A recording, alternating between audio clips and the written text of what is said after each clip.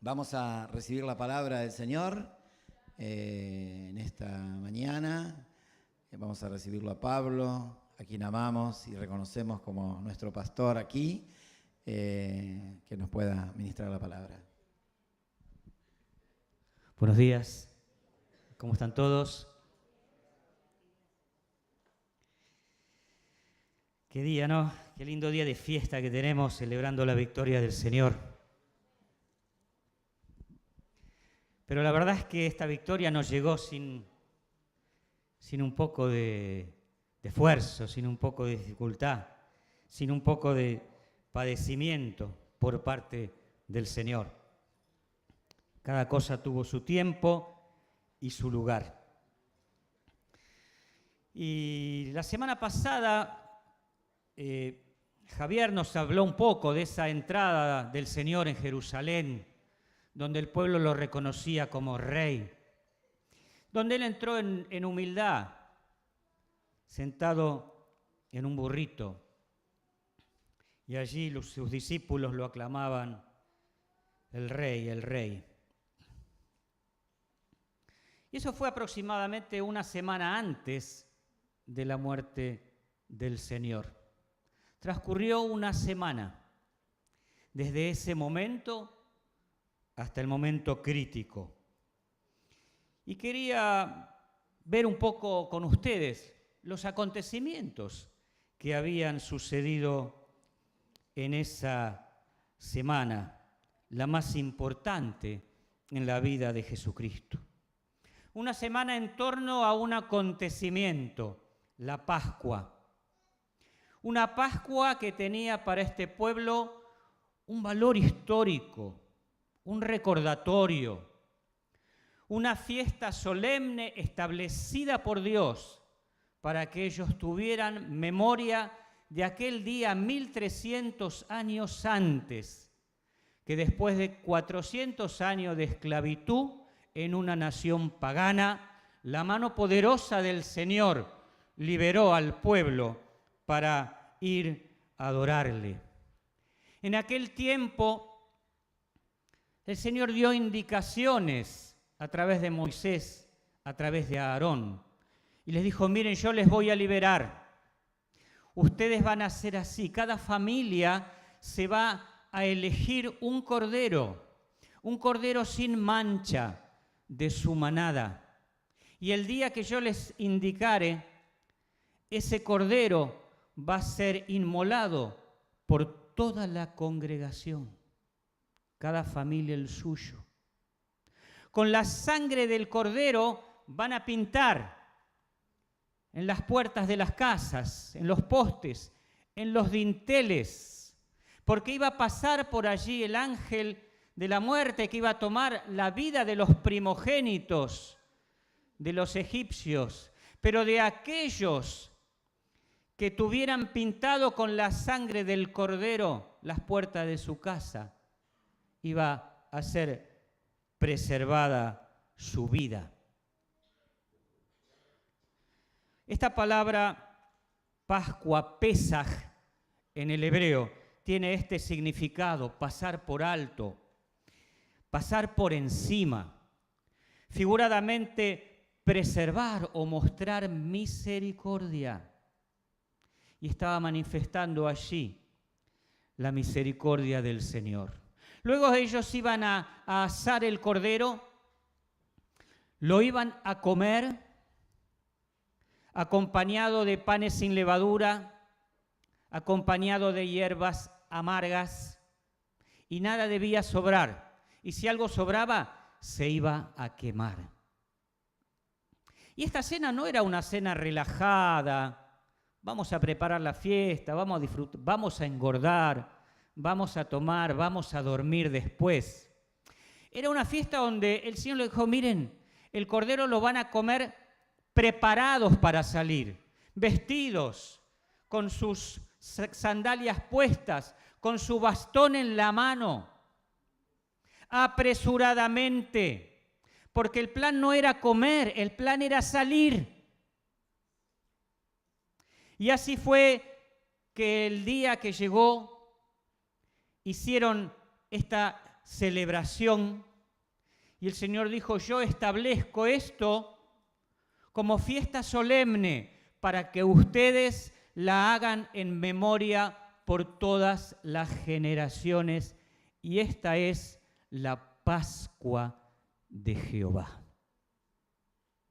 Esa es la historia que ustedes pueden leer. Y así hicieron, y así salieron de Egipto bajo el poder del Señor.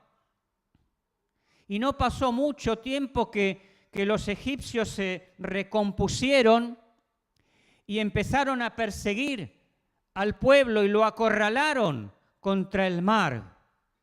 Pero otra vez la mano poderosa de Dios abrió el mar, pasaron los hebreos y se cerró para los egipcios. Y allí pudieron en libertad adorar al Señor en el desierto y emprender el camino de constituirse finalmente como la gran nación que Él había pensado y que Él había determinado establecer un pueblo para Dios y un Dios para su pueblo. Este era el ánimo, esta era la fiesta que estaba por venir. Esto fue cuando una semana antes de recordar esta fiesta, de celebrar esta fiesta, el Señor entró allí en Jerusalén.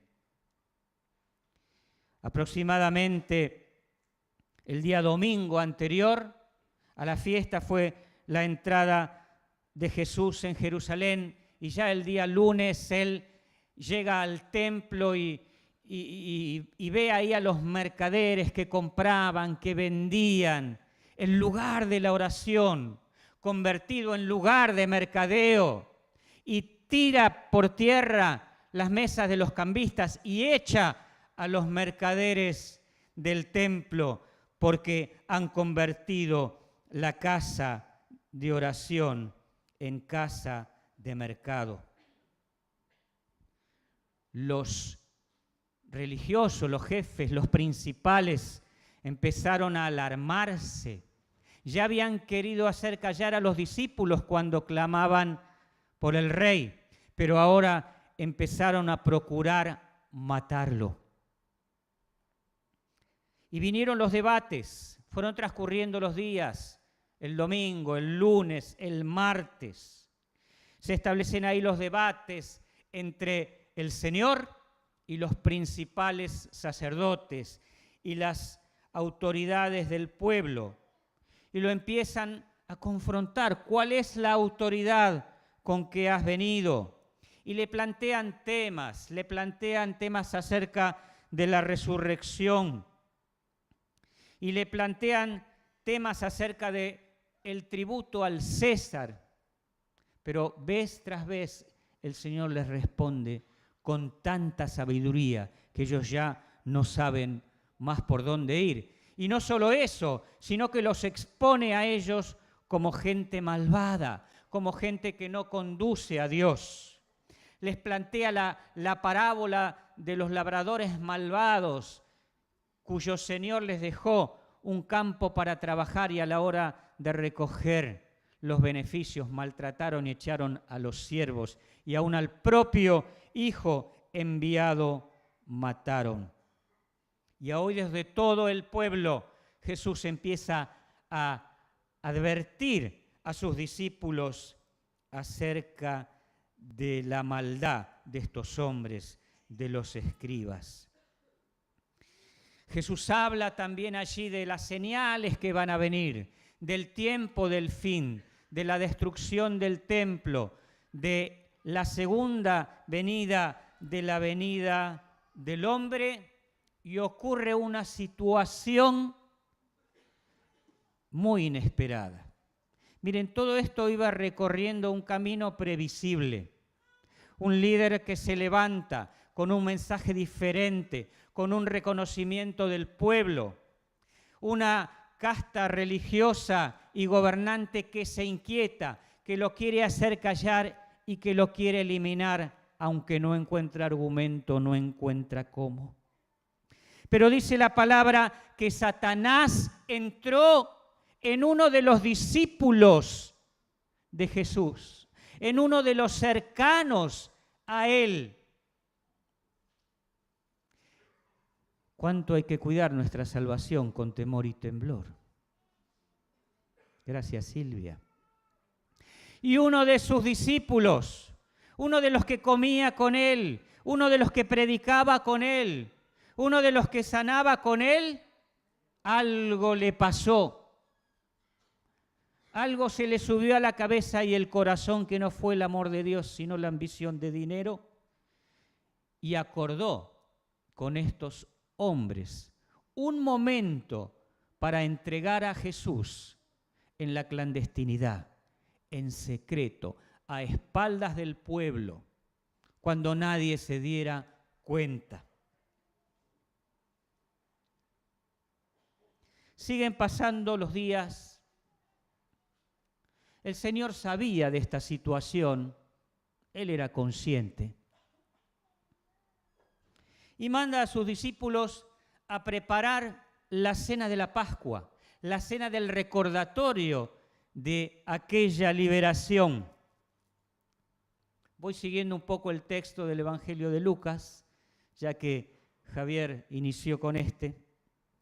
Hay más detalle de esta cena en el Evangelio de Juan, donde Jesús lava los pies de sus discípulos. Pero en esta cena de la Pascua se sucede allí alguna disputa de quién es el importante, de quién es el mayor. Y el Señor declara que Él está como el que sirve. Y revela también de que uno de los que come allí con Él es el que lo va a entregar. Transcurre la cena y el Señor dice a Pedro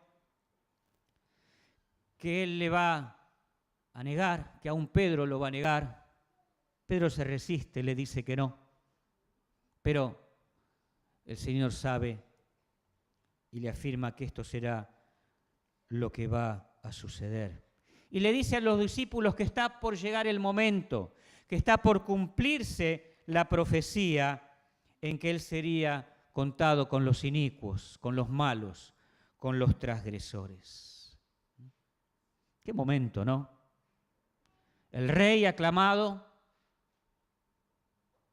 traicionado y contado con los transgresores. Así que se aparta Jesús a orar la noche del jueves, posiblemente para el viernes, a encontrarse con su Padre en el Getsemaní, en una intensa oración. Dice el evangelista que sudaba lágrimas como de sangre en ese tiempo. Veía lo que estaba por venir. La angustia empezaba a apoderarse de él al punto que le dice: Padre, si es posible, pasa esta copa de mí, pero que no se haga mi voluntad, sino la tuya. Y el Padre, compartiendo de alguna manera esa angustia, le dice al Señor, no está escrito, me imagino, no es posible. Es el único camino. Por aquí hay que ir. Vamos bien. Así que los ángeles del Señor lo fortalecían. Termina de orar Jesús y a la noche una turba, una mezcla de soldados y autoridades religiosas con sus siervos, llegan con antorchas y con palos a apresar al Señor, como si buscaran a un ladrón. Con ellos Judas al frente. En algún momento se ausentó y ahora apareció. Y le da un beso al Señor. Y el Señor les reprocha: como al ladrón vinieron a buscarme. Y a Judas le dice: con un beso entregas a tu Señor. a tu maestro. Así que es llevado Jesús por esta agonía. Lo sigue ahí Pedro de lejos y se produce ese suceso donde lo reconocen como discípulo del Señor. Y Pedro lo niega, no una, sino 3 veces. Y luego llora amargamente recordando las palabras de su Señor. Así que llevan a Jesús a comparecer en diversas instancias. El Evangelio de Juan cuenta que lo llevan primero ante el sumo sacerdote y acá en Lucas lo encontramos delante del Sanedrín.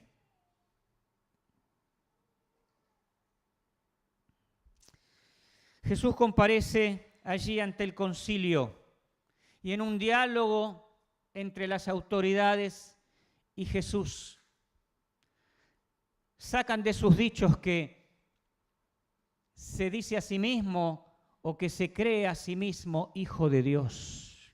Y ellos que no encontraban argumento, que no encontraban testigo, aunque recurrieron a testigos falsos, dice, ya está, dice que es el Hijo de Dios. Esto es una blasfemia. Pero como ellos estaban limitados por la dominación romana en cuanto a lo que podían hacer, lo mandan delante del gobernador, delante de Poncio Pilato. Pilato lo interroga y la verdad no encuentra ningún delito en Jesús. Y les propone dejarlo libre. Pero ante la insistencia de ellos y aprovechando que habían dicho por ahí que era de Galilea, dice, justo acá está Herodes también. Seguramente vino con oportunidad de la fiesta. Vamos a mandárselo a Herodes. Y mandan a Jesús a comparecer ante Herodes, gobernador de Galilea. Y Herodes, que estaba ahí, curioso, deseando saber más de Jesucristo, le preguntaba, pero seguramente discerniendo su corazón, Jesús nada respondía. Así que empezaron a llegar las burlas, las acusaciones de los que estaban con él, de manera cruel, de manera despectiva. Hablaban delante de los gobernantes de este pobre hombre. Así que Herodes, que tampoco encontró nada, lo manda de nuevo con Pilato. Te lo devuelvo. Y allí Pilato propone castigar a Jesús y dejarlo libre. Y era tiempo, se acostumbraba en el tiempo de la Pascua dejar libre a un delincuente. Se acostumbraba a hacer misericordia con una persona. Y él pensó Pilato que bueno, podemos dejar libre a Jesús después de azotarlo. Pero el pueblo que estaba allí reunido, enardecido, asusado por los sacerdotes, empezaron a pedir que suelte a Barrabás. Barrabás era un sedicioso, alguien que provocaba revueltas políticas y que también estaba acusado de homicidio. Y no queremos que sueltes a Jesús, soltalo a Barrabás y a Jesús crucificalo.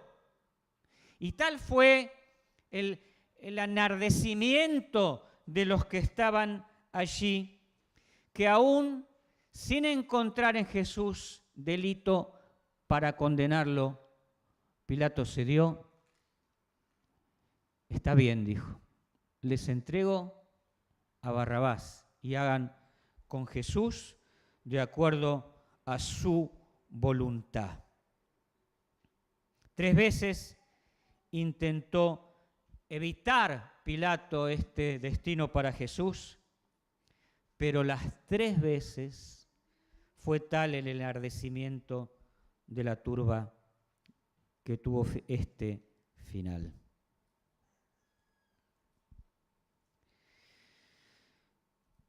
Jesús, antes de ir a la cruz, padeció. El Evangelio de Lucas no da mucho detalle, pero si leen el Evangelio de Marcos o el Evangelio de Mateo, dice que lo desnudaron, le quitaron sus ropas, le pusieron un manto escarlata de colores reales, lo golpearon, le pusieron en la cabeza una corona hecha con espinas, se burlaban de él. Así que pasó no sé si un buen rato de la mañana con este proceso, con este avasallamiento, con este maltrato, hasta que fue llevado a la cruz y ahí colgado con otros 2 delincuentes. Colgado en la cruz tuvo Jesús tiempo para tener misericordia de uno de ellos y decirle: hoy estarás conmigo en el paraíso. La oración de Jesús fue: Padre, perdónalos, porque no saben lo que hacen. Y un momento, finalmente, exclamó: consumado es, y entregó su espíritu. Jesús murió. Gloria, confrontación, traición, padecimiento, muerte. Cuenta el Evangelio que el domingo, el tercer día, viernes primer día, sábado segundo día, día de reposo, todo quedó quieto. El tercer día fueron al sepulcro a hacer los ritos de los muertos. Hoy uno iría a llevar flores. Y encontraron la piedra que cubría ese sepulcro corrida. Allí estaba porque José de Arimatea, un miembro de Sanedrín justo delante de Dios, había pedido el cuerpo de Jesús a Pilato y lo habían envuelto en sábana y puesto en el sepulcro antes del día de reposo. Pero ahora ya no estaba. Y un ángel del Señor apareció y dicen: ¿por qué buscan entre los muertos al que está vivo? No está aquí, sino que ha resucitado. Amén. Aleluya. Gloria a Dios. La manifestación del poder de Dios le levantó. La muerte no pudo retenerlo. Y se presentó el Señor luego a las mujeres, a los discípulos. Y cuenta Lucas en el capítulo 24, al presentarse a ellos, les dijo: así escrito y así fue necesario que el Cristo padeciese y resucitase de los muertos al tercer día, y que se predicase en su nombre el arrepentimiento y el perdón de pecados en todas las naciones, comenzando desde Jerusalén. Y vosotros sois testigos de estas cosas. He aquí yo enviaré la promesa de mi Padre sobre vosotros, pero quedaos vosotros en la ciudad de Jerusalén hasta que seáis investidos del poder de lo alto. La muerte no era para venganza. El sufrimiento no era para tomar revancha y pagar con la misma moneda. Era para predicar a los hombres el arrepentimiento y el perdón de los pecados a todas las naciones, de lo cual sus discípulos somos constituidos testigos de todas estas cosas. Muy bien, esto es lo que se vio. Esto es lo que vieron los hombres. Y yo quería traerte esta mañana algo de lo que se veía desde el cielo. Algo de lo que Dios veía. Porque tenemos que conocer lo que vieron los hombres, valorar ese sacrificio, saber que fue por nosotros, pero tenemos que ser inspirados por las verdades celestiales, aquella que ningún ojo vio y ningún oído oyó, pero que Dios ha revelado y tiene reservado para los que le aman. Amén. Amén. El primer texto que les quiero leer, curiosamente, fue escrito como 700 años antes. Y esta es la palabra dada por Dios al profeta Isaías. Vamos a leer Isaías capítulo 53.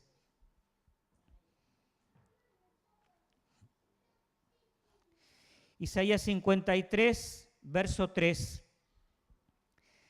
Despreciado y desechado entre los hombres, varón de dolores, experimentado en quebranto, y como escondimos de él el rostro, fue menospreciado y no lo estimamos.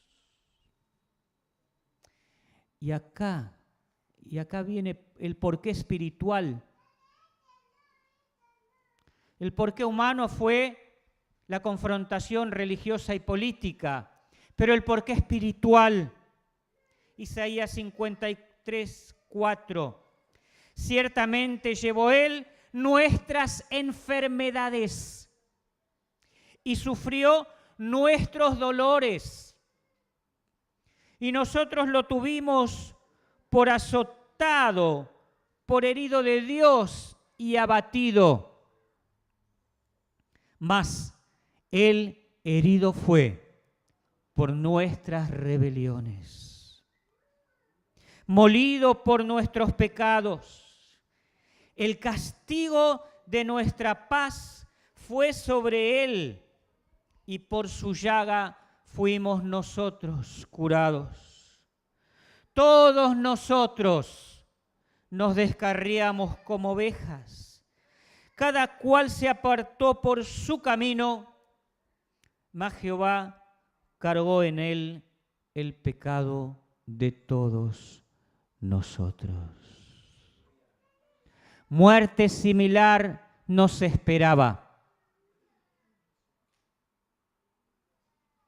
Era para nosotros el castigo, el dolor, la angustia, merecida por nuestros pecados. Pero qué grande el amor de Dios, dice Juan, que envió a su Hijo amado para que todo aquel que en Él crea no se pierda, sino tenga vida eterna. Aleluya. Y hoy por ese gran amor, por esa gran misericordia, recibimos esta salvación tan preciosa del Señor. Salvación que tenemos que valorar porque no fue gratis, no fue sin costo y cambió mi destino eterno. Amén.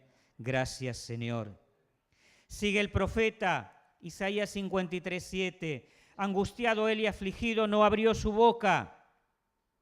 Como cordero fue llevado al matadero y como oveja delante de sus trasquiladores, enmudeció y no abrió su boca. Por cárcel y por juicio fue quitado, y su generación, ¿quién la contará? Porque fue cortado de la tierra de los vivientes, y por la rebelión de mi pueblo fue herido.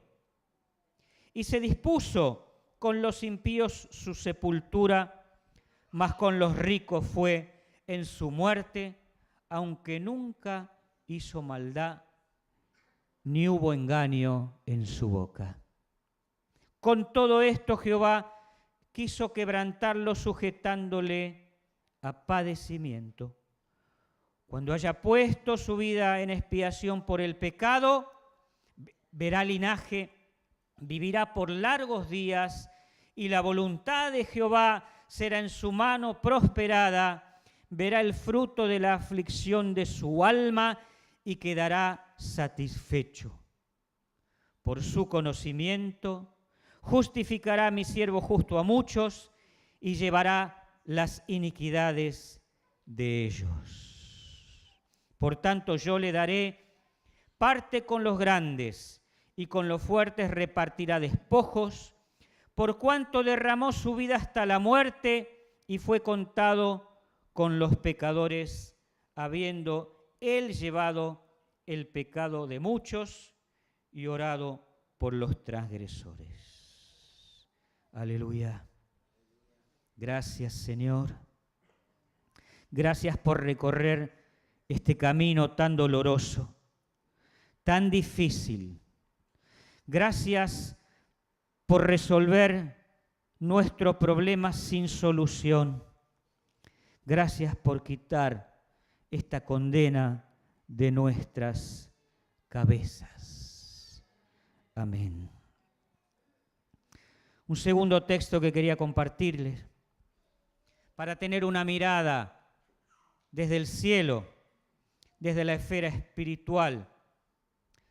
Romanos 4:23.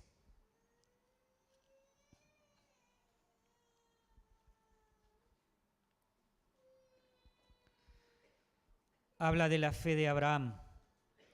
Viene hablando y dice, no solamente con respecto a él, a Abraham se escribió que le fue contada, sino también con respecto a nosotros, a quienes ha de ser contada.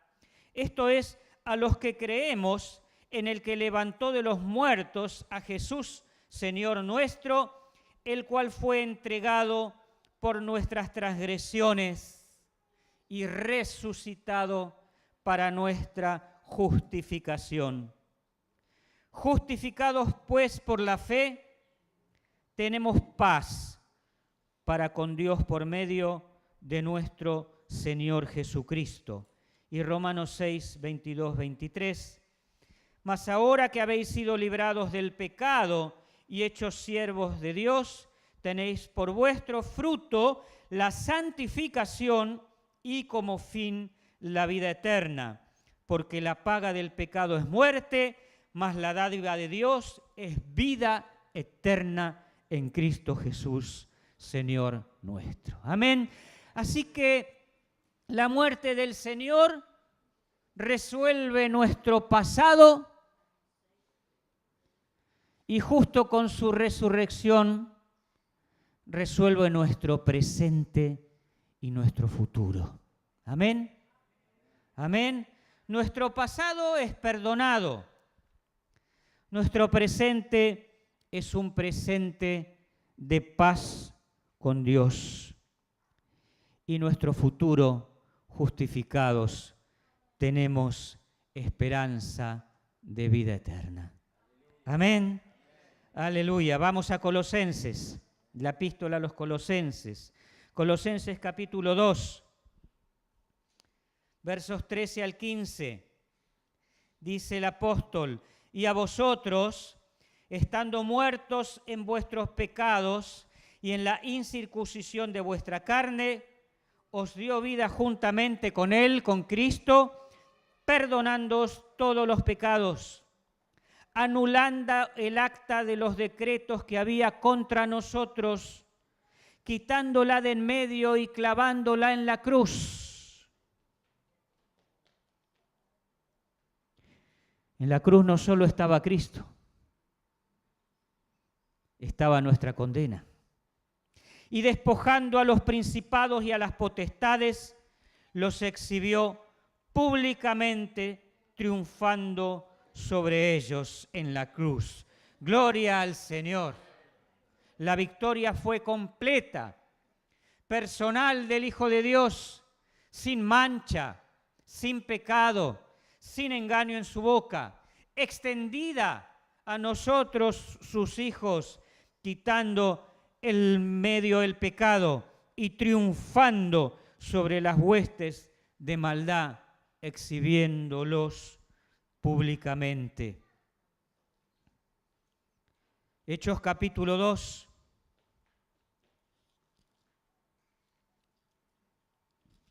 Ya Jesús resucitó, ya ascendió al cielo. Fue derramado el Espíritu Santo y con denuedo los apóstoles predicaban. Y Hechos 2:29, Pedro dice allí: varones, hermanos, se os puede decir libremente del patriarca David, que murió y fue sepultado, y su sepultura está con nosotros hasta el día de hoy. Pero siendo profeta y sabiendo con juramento, Dios le había jurado que de su descendencia, en cuanto a la carne, levantaría el Cristo para que se sentase en su trono. Viéndolo antes, habló de la resurrección de Cristo, que su alma no sería dejada en el Hades, ni su carne vio corrupción. A este Jesús resucitó Dios, de lo cual todos nosotros somos testigos. Así que, exaltado por la diestra de Dios y habiendo recibido del Padre la promesa del Espíritu Santo, ha sido derramado esto que vosotros ves y oís. Porque David no subió a los cielos, pero él mismo dice: dijo el Señor a mi Señor, siéntate a mi diestra hasta que ponga a tus enemigos por estrado de sus pies. Ciertísimamente toda la casa de Israel, que este Jesús, a quien vosotros crucificasteis, Dios le ha hecho Señor y Cristo. Aleluya. Gloria sea a Dios. Gloria sea al Señor. Aleluya. Y un último texto que quería compartir en esta mañana. Romanos, capítulo 8, verso 31.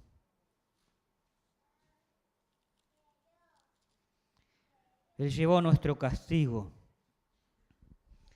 Él trajo paz con Dios y perdón de los pecados. Él resucitó y gobierna en gloria. Y hoy el mensaje es que la victoria de Jesucristo es nuestra victoria. Amén. Aleluya.